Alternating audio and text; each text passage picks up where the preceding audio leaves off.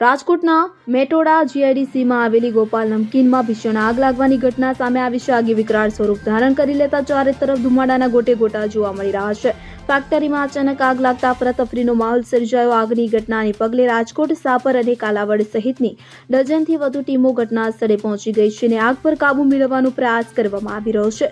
હાલ મળતી માહિતી અનુસાર બપોરે 2 વાગ્યાની આસપાસ આગ લાગી હોવાનું જાણવા મળી રહ્યું છે. આગ ભયંકર હોવાથી લાખોનો માલ સામાન બળીને ખાખ થયો છે. જો કે સદનસીબે કોઈ જાનહાનિના સમાચાર પ્રાપ્ત થયા નથી. મળતી માહિતી અનુસાર ગોપાલ નમકીની ફેક્ટરીની વિપુલ પ્રમાણમાં તેલનો જથ્થો અને પ્લાસ્ટિક પેકિંગનો સામાન હોવાથી આગ ઝડપથી પ્રસરવા લાગી હતી અને આગે વિકરાળ સ્વરૂપ ધારણ કરી લીધું. તમામ કર્મચારીઓને બહાર કાઢવાનો દાવો કરવામાં આવ્યો છે. રાજકોટ પોલીસ અને એમ્બ્યુલન્સનો કાફલો ઘટના સ્થળે આવી પહોંચ્યો હતો. Bureau report CN24 news. હવે જુઓ દેશ દુનિયાની તમામ ખબરો તમારી આંગળીના ટેરવે.